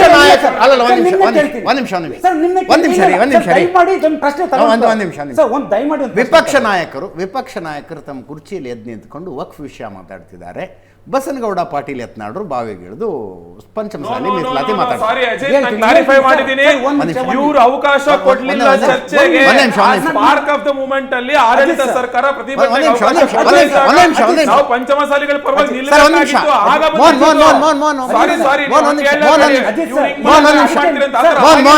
ಮೋಹನ್ ಒಂದ್ ನಿಮಿಷ. ಇತ್ತೀಚೆಗೆ ಡೊನಾಲ್ಡ್ ಟ್ರಂಪ್ ಅವ್ರದ್ದು ಒಂದು ಭಾಷಣ ಕೇಳ್ತಾ ಇದ್ದೆ ನಾನು.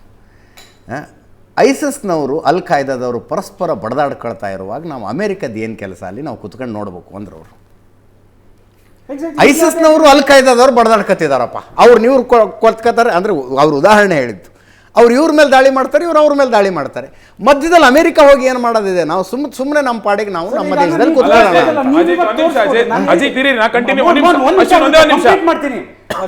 ಇಲ್ಲಿ ಏನಾಗಿದೆ, ವಕ್ಫ್ ಮೂಡ ವಿಚಾರದಲ್ಲಿ ಅವಕಾಶ ಕೊಡಲ್ಲ ಅಂದಾಗ ಬಾವಿಗಿಳಿದ್ರು ವಿನ ಅದು ಬಿಟ್ರೆ ಇಲ್ಲಿ ಬೇರೆ ಕಾಂಗ್ರೆಸ್ ಪಕ್ಷದವರು ಏನು ನೀವು ಕಳೆದ 6 ತಿಂಗಳಿಂದ ನೀವು ಏನು ಸಾಧನೆ ಮಾಡಿದ್ದೀರಾ? ಈಗ ಉತ್ತರ ಕರ್ನಾಟಕಕ್ಕೆ ಬಂದಾಗ ಬೆಂಗಳೂರಲ್ಲೇ ಏನು ಕೈಗಾರಿಕೆಗಳು ಊರ್ ಬಿಟ್ಟು ಹೋಗ್ತಿದ್ದಾರೆ, ಏನ್ ತರ್ತೀರ ಅಂತ ಕೇಳ್ತಿದ್ದಾರೆ. ಅಶ್ವಿನ್ ಗೌಡ್ರೆ, ಆಸ್ ಅನ್ ಅಪೋಸಿಷನ್ ನಿಮ್ಮ ಪರ್ಫಾರ್ಮೆನ್ಸ್ ನಿಮಗೆ ಸ್ಯಾಟಿಸ್ಫ್ಯಾಕ್ಷನ್ ಇದೆ ಅಂದ್ರೆ ಅದು ಸರಿ ಇಲ್ಲ ಅಂತ ಹೇಳಕ್ ನಾವ್ಯಾರು?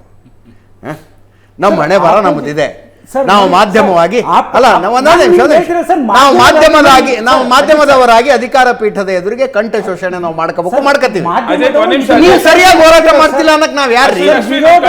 ನಿಮ್ಮ ಹೋರಾಟ ಸರಿಯಾಗಿಲ್ಲ, ನೀವು ವಿಷಯಗಳನ್ನು ಸರಿಯಾಗಿ ಎತ್ಕೊಳ್ತಿಲ್ಲ ಅನ್ನೋದಕ್ಕೆ ನಾವು ಮಾಧ್ಯಮವಾಗಿ ಸರ್ ವಿರೋಧ ಪಕ್ಷಗಳು ಎಲ್ಲೂ ಫೇಲ್ಯೂರ್ ಆಗಿಲ್ಲ ಸರ್. ಬೆಸ್ಟ್ ಮಾಡಿದ್ದಾರೆ. ಮೂಡ ಇರ್ಲಿ, ವಕ್ಫ್ ಇರ್ಲಿ, ಪ್ರತಿಯೊಂದು ಬಳ್ಳಾರಿ ವಿಚಾರದಲ್ಲೂ ಎಲ್ಲರೂ ಧ್ವನಿ ಎತ್ತಿದ್ದಾರೆ. ನಮಗ್ ಬೇಕಾಗಿರೋದು ನಮ್ಮ ಧ್ವನಿಗೆ ನೀವು ಜನರ ಪರವಾಗಿ ನೀವು ಇದೀರಾ ಅಂತ ಕಾಂಗ್ರೆಸ್ ಅವ್ರನ್ನ ಕೇಳ್ತಿದ್ರೆ ಇಲ್ಲಿ ಆಡಳಿತ ಸರ್ಕಾರದವ್ರು ಏನ್ ಮಾಡ್ತಿದ್ದಾರೆ? ನೀವು 10 ದನಿ ಎತ್ತಾ ಇದೀರಲ್ಲ, ಈಗ ನೋಡಿ ಸರ್ 10 ದನಿ ತಪ್ಪೇನಿದೆ? ಅಶೋಕ್, ವಿಜೇಂದ್ರ ಮತ್ತು HD ಕುಮಾರಸ್ವಾಮಿ ತಪ್ಪೇನಿದೆ ಸರ್? ಇವ್ರು 4 ಜನರನ್ನು ಕೂರಿಸಿ ಒಂದು ಪತ್ರಿಕಾಗೋಷ್ಠಿ ಮಾಡಿಸಿ, ಒಂದು ಏಕತ್ರಿತ ಪತ್ರಿಕಾಗೋಷ್ಠಿ ಸರ್ 10 ಧ್ವನಿ ಬಂದ್ರು ತಪ್ಪೇನಿದೆ? ನಮಗ್ ಬೇಕಾಗಿರೋದು ಪಂಚಮಸಾಲಿಗಳಿಗೆ ಏನೋ ಕಳೆದ ಟರ್ಮ್ ಅಲ್ಲಿ ನೀವು ಕೊಡ್ತೀವಿ, ಮೀಸಲಾತಿ ಕೊಡ್ತೀವಿ ಅಂತ ಹೇಳ್ತಿದ್ದವರು ಈಗ ಎಲ್ಲೋದ್ರಿ ಅಂತ ಕೇಳ್ತಿದ್ದಾರೆ. 10 ಧ್ವನಿ ಇದ್ರೆ ತಪ್ಪೇನಿದೆ?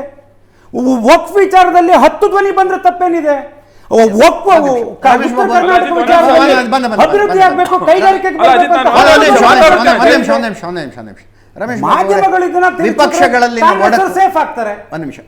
ವಿಪಕ್ಷಗಳಲ್ಲಿನ ಒಡಕು ಸರ್ಕಾರಕ್ಕೆ ನುಣುಚಿಕೊಳ್ಳುವ ದಾರಿ ವಿಪಕ್ಷಗಳ ಒಡಕು ಸರ್ಕಾರಕ್ಕೆ ನುಣುಚಿಕೊಳ್ಳೋ ದಾರಿ ಆಗಬಾರ್ದು. ಕೊಡಬೇಕಾದ ಉತ್ತರವನ್ನು ಕೊಟ್ಟು ಬರಬೇಕಾಗುತ್ತೆ. ಈಗ ಬಹುತೇಕ ನೀವು ಚರ್ಚೆ ಸಮಯದಲ್ಲಿ ನೀವು ಉತ್ತರ ಕೊಟ್ಬಿಟ್ರಿ. ಹೆಂಗಿದೆ ಅಂದರೆ ನಾವು ಪ್ರಶ್ನೆ ಕೇಳೋದೇ ಇಲ್ಲ, ನೀವು ಉತ್ತರ ಕೊಡಿ ಅಂತೇಳಿ. ಇದು ಈ ವಿರೋಧ ಪಕ್ಷಗಳ ನಡೆ ಇವತ್ತು ನಡ್ಕೊತಾ ಇರ್ತಕ್ಕಂಥದ್ದು. ಇವತ್ತು ನಾನು ಬಹಳ ಜವಾಬ್ದಾರಿಯುತವಾಗಿ ಆಗಲೇ ಉತ್ತರವನ್ನು ಬಿಗಿನಿಂಗಲ್ಲೇ ಹೇಳಿದೆ ನಾನು. ಸರ್ ಪಂಚಮಸಾಲಿ ಎಲ್ಲಿ ಹೇಳಿದ್ರಿ ಸರ್? ಅಶ್ವಿನ್ ಅವರು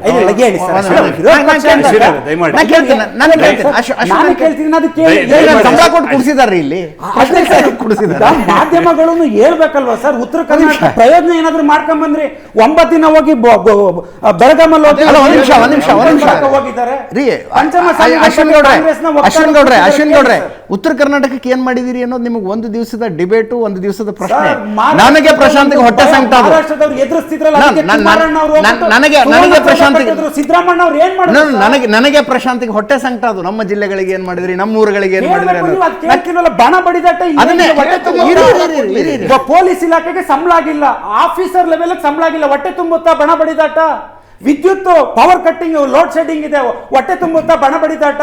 ನೀರಾವರಿ ಇಲ್ಲ, ರೈತರಿಗೆ ಈಗ ಬೆಳೆ, ಈಗ ಗೊಬ್ಬರಗಳು ಸಿಗ್ತಿಲ್ಲ, ಹೊಟ್ಟೆ ತುಂಬುತ್ತಾ? ಈಗ ಒಂದಾದ್ರೂ ಹೇಳಿ ಸರ್. ಕಾಂಗ್ರೆಸ್ ಅವ್ರಿಗೆ ಹೇಳ್ತಾ ಇದ್ರೆ, ಬಿಜೆಪಿ ಅವ್ರಿಗೆ ಹೇಳ್ತಾ ಇದ್ರೆ? ಕಾಂಗ್ರೆಸ್ ಅವ್ರಿಗೆ ಸರ್ ಹೇಳ್ತಿರೋದು, ನೀವು ಅದನ್ನ ಕೇಳಬೇಕು. ಅದನ್ನ ರಮೇಶ್ ಬಾಬು ಈಗ ಒಂದು ಸದನದ ಒಳಗಡೆ ಇನ್ಕ್ಲೂಡಿಂಗ್ ಬಿಸ್ನೆಸ್ ಅಡ್ವೈಸರಿ ಕಮಿಟಿ ನಿಯಮಾವಳಿ ಗೊತ್ತಿರೋರು ಈ ಪ್ರಶ್ನೆಗಳು ಕೇಳ್ತಾ ಇರಲಿಲ್ಲ. ಬಹುತೇಕ ಸದನ ಹೆಂಗೆ ನಡೆಯುತ್ತೆ, ಯಾವ ರೀತಿ ಪ್ರಶ್ನೆ ಕೇಳಬೇಕು, ಯಾರು ಉತ್ತರ ಕೊಡಬೇಕು, ಸರ್ಕಾರದ ಪಾತ್ರ ಏನು, ಸರ್ಕಾರದ ಉತ್ತರದಾಯಿತ್ವ ಏನು ಅನ್ನೋ ಪ್ರಶ್ನೆಗಳು ಇದ್ದರೆ ಖಂಡಿತ ಉತ್ತರ ಕೊಡ್ಬೋದಾಯಿತು. ನೀವು ಇಷ್ಟೂ ಚರ್ಚೆ ಮಾಡಿದ್ರಿ, ಎಲ್ಲರೂ JDSನವರು ಯಾವುದಾದ್ರು ಪ್ರಶ್ನೆ ಅಲ್ಲಿ ಎತ್ತಿದ್ದಾಗಲಿ, ಪ್ರತಿಭಟನೆ ಮಾಡಿದ್ದಾಗಲಿ, ಯಾವುದಾದ್ರು ಇಶ್ಯೂ ರೈಸ್ ಮಾಡಿದ್ದಾಗಲಿ ಯಾವುದಾದ್ರು ಒಂದು ತೋರಿಸಿರ್ತಾವೋ ಅದು JDS ಪರಿಸ್ಥಿತಿ ಇವತ್ತಿದೆ. ದಯಮಾಡಿ ನೋಡಿ, ಮಾತಾಡ್ಬೇಕಾದ್ರೆ ಮಾತಾಡಿ, ದಯಮಾಡಿ ನೋಡಿ, ದಯಮಾಡಿ ಮಾತಾಡ್ಬೇಕಾದ್ರೆ ಮಾತಾಡಿಲ್ಲ. ಇಲ್ಲ ಸರ್, ತಿಪ್ಪೇಸ್ವಾಮಿ ಮಾತಾಡಿದಾರೆ ಗೊತ್ತಾ? ಮಾಧ್ಯಮದಲ್ಲಿ ತೋರಿಸಿದ್ದೀರಾ ಬೆಳಿಗ್ಗೆ. ನಾನು ಮಾತಾಡ್ತಾ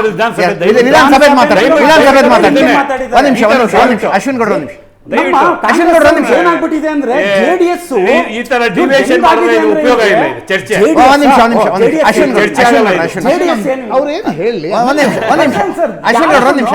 ಒಂದು ಪಾರ್ಟಿನ ಸರ್ ಏನಾಗಿಲ್ಲ ನಮ್ಮ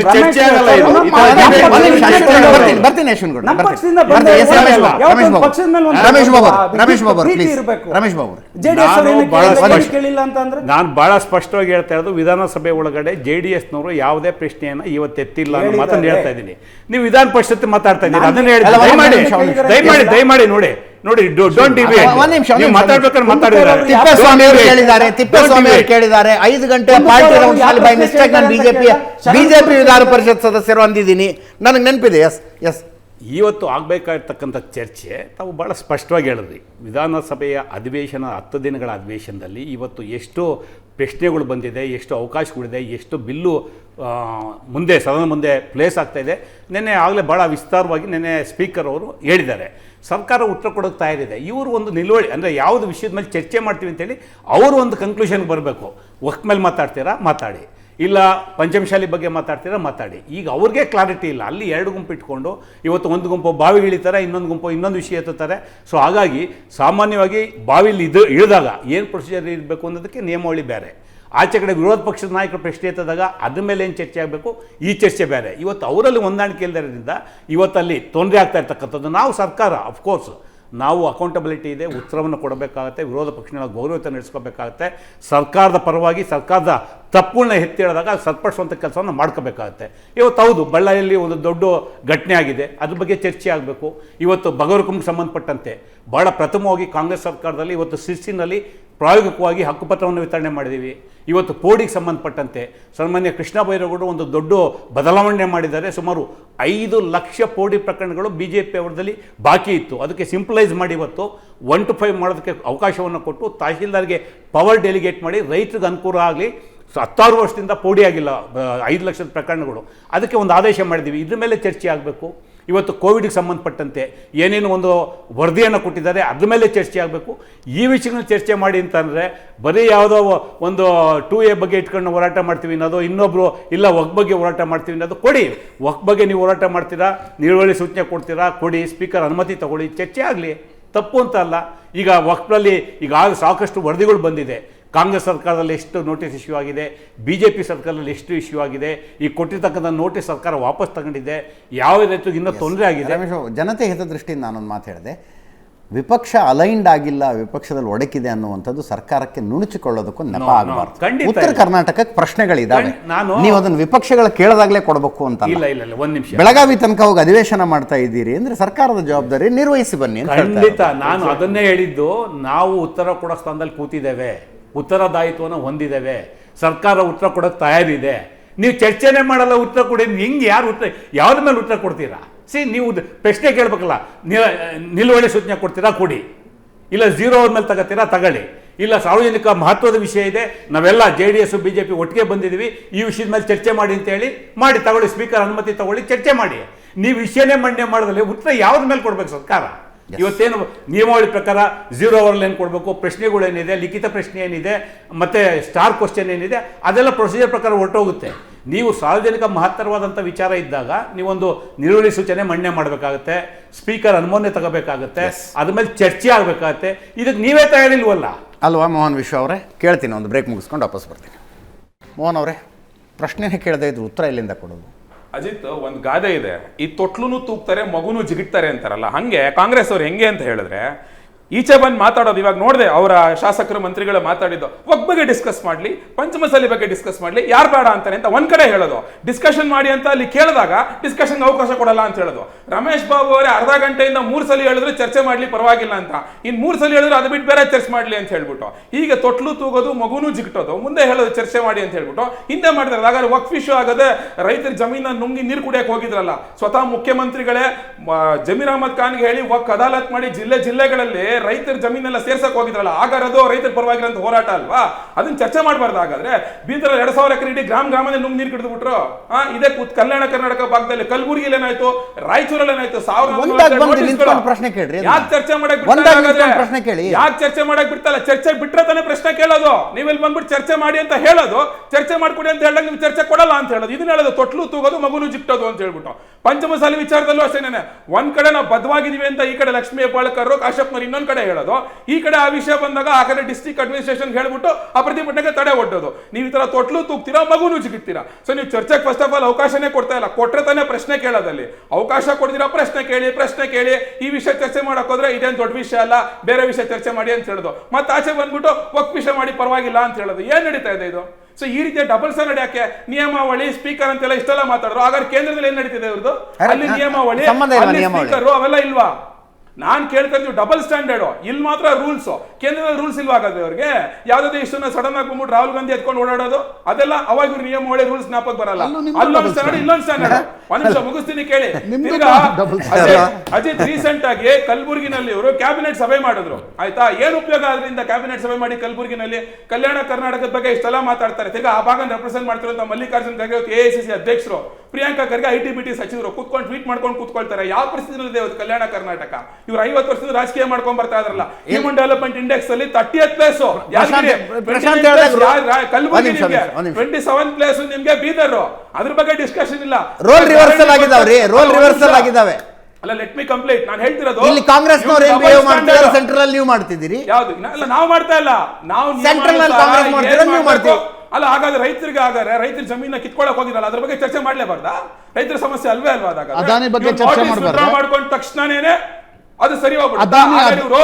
ಇವತ್ತು ನಮ್ದೇ ಕೇಂದ್ರ ಸರ್ಕಾರ JPC ಮಾಡಿ ಬರ್ತಾ ಇದೆ. ಇವ್ರಿಗೆ ಧೈರ್ಯ ಇದ್ರೆ ವಿಧಾನಸಭೆ ಸೆಷನ್ ಅಲ್ಲಿ ಕೇಂದ್ರ ಸರ್ಕಾರ ಮಾಡ್ತಿರೋ ತಿದ್ದುಪಡಿಗೆ ನಮ್ಮ ಸಹಮತ ಇದೆ, ಇನ್ಮೇಲೆ ರೈತರ ಜಮೀನನ್ನ ಕಿತ್ಕೊಳ್ಳೋ ಅಂತ ಈ ಕಾಯ್ದೆಯ ಪರವಾಗಿ ನಾವ್ ಇದೀವಿ ಅಂತ ಹೇಳ್ಬಿಡ್ಲಿ. ಹಾಗಾದ್ರೆ ಅದಾನಿ ಬಗ್ಗೆ ಚರ್ಚೆ ಆಗಬಾರ್ದಾಗಿದ್ರೆ, ಅದಾನಿ ಬಗ್ಗೆ ಚರ್ಚೆ ಆಗಬಾರ್ದು. ನ್ಯೂಯಾರ್ಕ್ನಕ್ಕೂ ಈಗ ಬೋಫೋರ್ಸ್ ಹಗರಣಕ್ಕೂ ಮತ್ತು ಅದಾನಿಯ ಆ ನ್ಯೂಯಾರ್ಕ್ ಪ್ರಕರಣಕ್ಕೂ ಸಾಮ್ಯತೆಗಳಿವೆ ನನ್ನ ಪ್ರಕಾರ. ಬೋಫೋರ್ಸ್ ಹಗರಣವನ್ನ ಅಷ್ಟು ದೊಡ್ಡದಾಗಿ ಎಬ್ಸಿದ್ರೆ ಈಗ ಯಾಕೆ ಅದಾನಿ ಪ್ರಕರಣವನ್ನ ಚರ್ಚೆಗೆ ಅವಕಾಶ ಕೊಡಿ? ಯಾಕೆ ಅದಾನಿ ಪ್ರಕರಣ ಹಾಗಾದ್ರೆ ಸೆಬಿ ನಿಮಗೆ ಸ್ಪೆಷಲ್ ಇನ್ವೆಸ್ಟಿಗೇಷನ್ ಟೀಮ್ ಮಾಡಿ ನಿಮಗೆ ರಿಪೋರ್ಟ್ ಕೊಡ್ಲಿಲ್ವಾ? ರಿಪೋರ್ಟ್ ಬಗ್ಗೆ ಚರ್ಚೆ ಆಗ್ಲಿಲ್ವಾ? ವಿದೇಶದಲ್ಲಿ ಒಂದು ಸೆಬಿ ಇನ್ವೆಸ್ಟಿಗೇಟ್ ಬ್ರೈಬ್ ಕೊಟ್ಟಿದಾರಾ ಇಲ್ವಾ ಅಂತ ಮಾಡಲ್ಲ. ಸೆಬಿ ಏನ್ ಇನ್ವೆಸ್ಟಿಗೇಷನ್ ಮಾಡುತ್ತೆ ಟೀಮು? ಮಾರ್ಕೆಟ್ ಮ್ಯಾನಿಪ್ಯುಲೇಷನ್ ಆಗಿದೆನಾ ಅಂತ. ಅಲ್ಲಿ ಬಂದಿರತಕ್ಕಂಥ ಆರೋಪ ಏನು? ಆಂಧ್ರ ಪ್ರದೇಶ, ಒಡಿಸ್ಸಾ, ಜಮ್ಮು ಕಾಶ್ಮೀರ್ ಇಲ್ಲಿ ಬ್ರೈಬ್ ಕೊಟ್ಟಿದ್ದಾರೆ. ಸೋಲಾರ್ ಎನರ್ಜಿ ಕಾರ್ಪೊರೇಷನ್ ಆಫ್ ಇಂಡಿಯಾದ ಅಧಿಕಾರಿಗಳ ಜೊತೆಗೆ ಸೂಜರ್ ಮತ್ತು ಅದಾನಿ ಕಂಪನಿಯ ಒಂದು ಒಪ್ಪಂದ ಆಗಿತ್ತು ಅಂತಕ್ಕಂಥದ್ದು ಚರ್ಚೆ ಮಾಡಿ ಅಲ್ಲ. ಹಾಗಾದ್ರೆ ನಿಮಗೆ ಮನಿ ಮ್ಯಾನಿಪುಲೇಷನ್ ಬಗ್ಗೆ ಮಾತಾಡ್ತಿರಲ್ಲ, ಇವಾಗ ಮನಿ ಮ್ಯಾನಿಪುಲೇಷನ್ ಮಾಡುವಂತ, ಕರೆನ್ಸಿ ಮ್ಯಾನಿಪುಲೇಷನ್ ಮಾಡುವಂತ ಜಾರ್ಜ್ ಸೋರೋಸ್ ಫೌಂಡೇಶನ್ ಬರೋ ರಿಪೋರ್ಟ್ ಬಗ್ಗೆ ಚರ್ಚೆ ಮಾಡೋದಿಲ್ಲ. ಹಾಗಾದ್ರೆ ನೋ ಅರ್ಜಿತ್, wait, it has to be discuss. ಚರ್ಚೆ ಮಾಡಿ. ಮ್ಯಾನಿಪುಲೇಷನ್, ಕರೆನ್ಸಿ ಮ್ಯಾನಿಪುಲೇಷನ್ ಚರ್ಚೆ ಮಾಡಿ, ಓಪನ್ ಮಾಡ್ಬಿಡ್ರಿ. ಯಾವುದು ಎಲ್ಲ ಚರ್ಚೆ ಆಗ್ಲಿ, ಅದಾನಿನೂ ಆಗ್ಲಿ, ಜಾರ್ಜ್ ಸೋರೋಸ್ ಆಗ್ಲಿ, ಎಲ್ಲಾನು ಆಗಿ. ಯಾರು ಬೇಡ ಅಂತ ಹೇಳ್ತಿರೋದು? ಯಾರು ಡ್ರಾಮಾ ಮಾಡ್ತಾರೆ, ನಾಟಕ ಮಾಡ್ತಾರೆ ಅಂತ ಗೊತ್ತಾಗ್ತಿಲ್ಲ.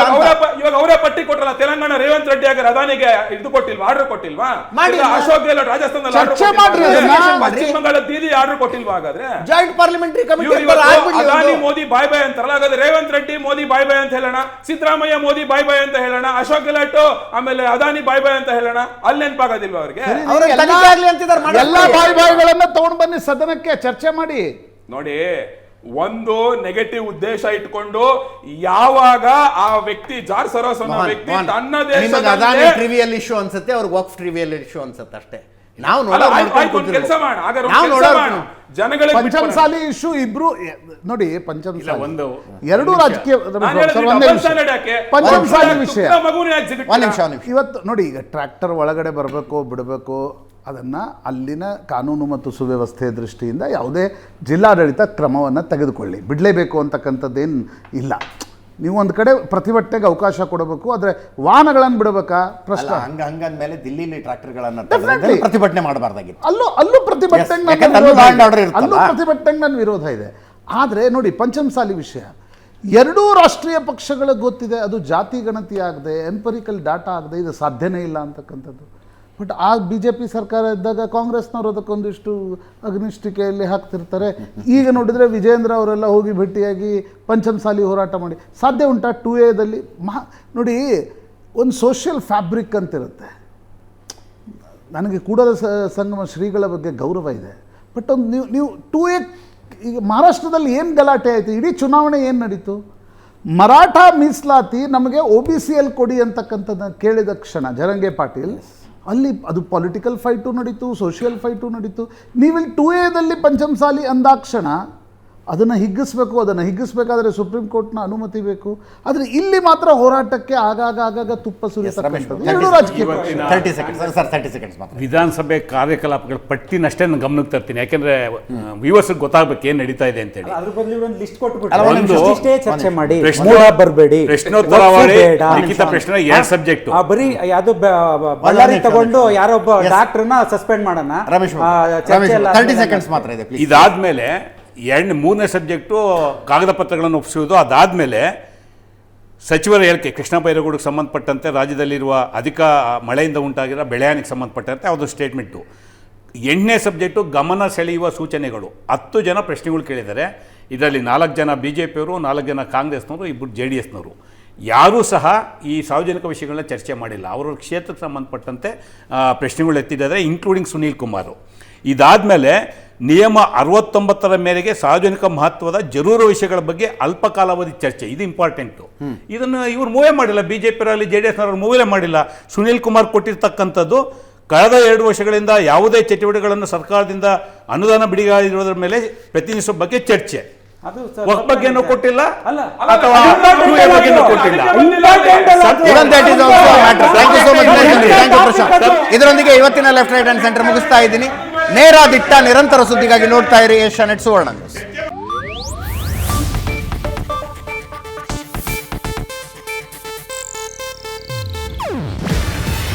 ಇದು ಏಷ್ಯಾನೆಟ್ ನ್ಯೂಸ್ ನೆಟ್ವರ್ಕ್ ಪ್ರಸ್ತುತಿ. ನೀವು ನೋಡ್ತಿದ್ದೀರಾ ಏಷ್ಯಾನೆಟ್ ಸುವರ್ಣ ನ್ಯೂಸ್.